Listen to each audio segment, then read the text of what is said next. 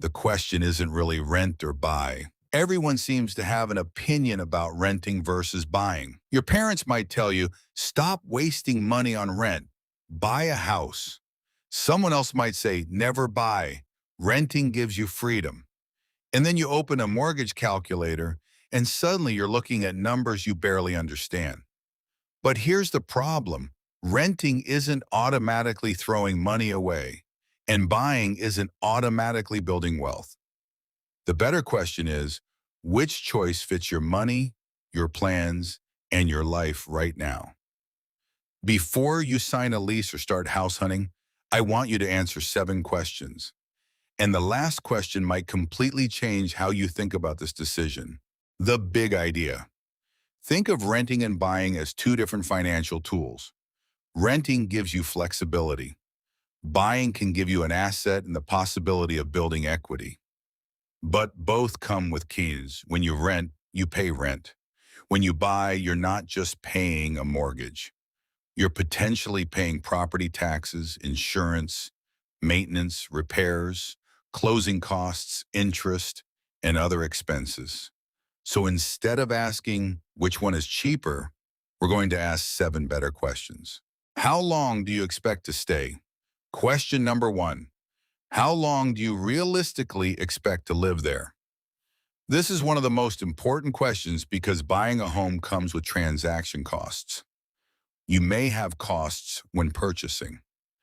And if you sell later, there can be additional costs involved. So if you buy a property and move shortly afterward, you may not have enough time for the benefits of ownership to outweigh those costs. Imagine you're 25, you just got a new job, and you're not sure whether you'll stay in the same city. Buying a house might lock you into a location when your career could be changing rapidly. But imagine you're settled. You like the area, your job is relatively stable. You expect to stay for many years. Now, ownership may make more sense.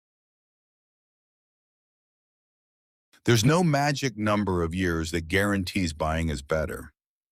The important point is this: the shorter your expected stay, the more carefully you should consider the cost of buying and selling. Question 2. Can you afford the home, not just the mortgage? This is where many people make a huge mistake. They calculate, can I afford the monthly mortgage? But that's not the same as asking, can I afford the house? Suppose a mortgage payment looks affordable on your income. Then your roof needs repairs, your air conditioner breaks, insurance increases, property taxes change, or you suddenly have another major expense. The mortgage didn't change, but your total cost of owning the home did. That's why your budget needs to account for the full cost of ownership, not just the mortgage payment. And don't forget the upfront costs. Buying a home can require substantial cash before you even move in. So don't drain your entire savings account just to get the keys. A house should not leave you financially defenseless. If buying the house means you have almost nothing left for emergencies, that's a warning sign. Question 3. Do you have an emergency fund? Question 3. What happens if something goes wrong 6 months after you buy? This is where your emergency savings becomes extremely important, because owning a home means you're responsible for problems that a landlord might have handled when you were renting. Broken appliance, you may be paying. Plumbing problem, you may be paying. Unexpected repair, you may be paying. And that's why I'd rather see someone delay buying than buy a home and have no financial cushion afterward. The goal isn't to predict every emergency. You can't. The goal is to have enough financial breathing room that one unexpected expense doesn't destroy your budget. Question 4. What are you giving up to buy? Here's a question people often forget. What else could this money be doing? Let's say you have a large amount of cash saved. You could put much of it towards buying a property. But that money now has a different job. This is called opportunity cost. In simple terms, when you choose one option, You give up other options. This doesn't mean investing is automatically better than buying a house. It means you should understand what you're giving up. And there's another issue. A primary home is different from a diversified investment portfolio. You live in your house.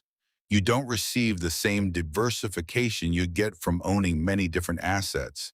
So don't convince yourself that buying a home automatically solves your entire wealth building strategy. Question 5.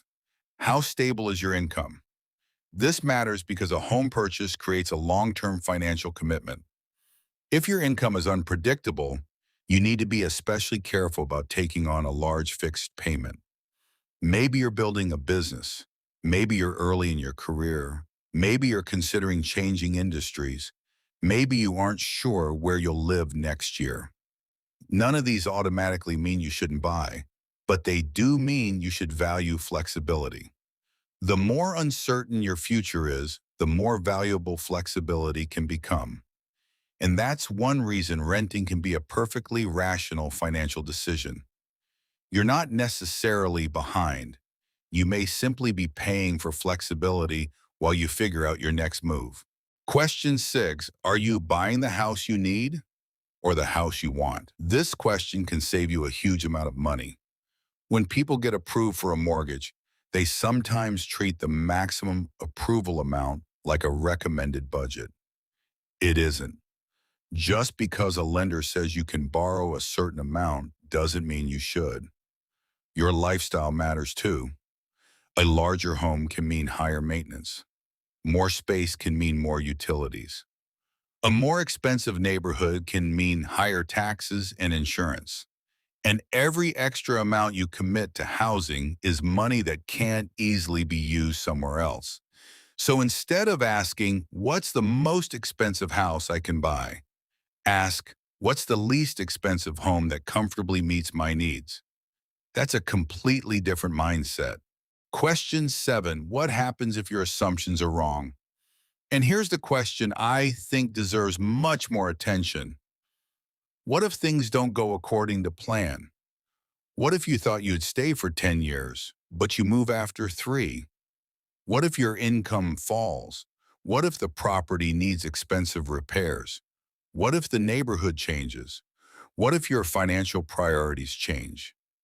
This is called stress testing your decision. Don't only calculate the happy scenario. Calculate the uncomfortable scenario. If buying only works in the best case scenario, you're probably taking too much risk. But if the decision still works when things go slightly wrong, you're in a much stronger position. That's a much better way to think about financial decisions. The rent versus buy scorecard it's come in. So let's make this extremely simple. If most of these describe you, you're likely leaning toward renting if you may move soon, your income isn't stable, you don't have enough cash reserves. Buying would consume most of your savings.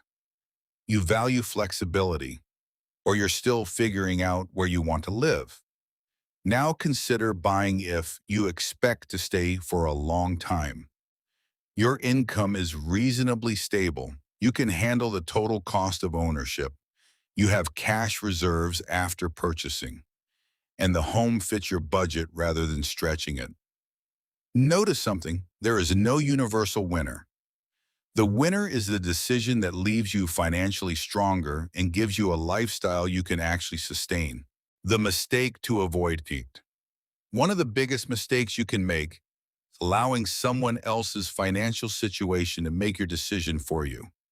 Your friend bought a house. That doesn't mean you should. Your parents rented for years. That doesn't mean you should. A financial influencer says one option is always better. That doesn't mean they're right for your situation. Your decision should come from your numbers, your timeline, your income, your goals, and your tolerance for financial risk. Before you rent or buy, don't start with the house. Start with the questions. Because the goal isn't simply to own property. The goal is to build a financial life that gives you stability, flexibility, and room to grow. And sometimes that means buying. Sometimes it means renting, and sometimes the smartest financial decision is simply to wait until the numbers make more sense. If this video helped you look at the decision differently, subscribe to the Wealth Workshop for more simple, practical money lessons. And remember, don't buy a house just because you can afford the payment. Buy or rent because it fits the life you're building. If this video helped you see money differently, subscribe, share, like, comment for more simple, practical personal finance lessons designed to help you build wealth step by step. Thanks for watching.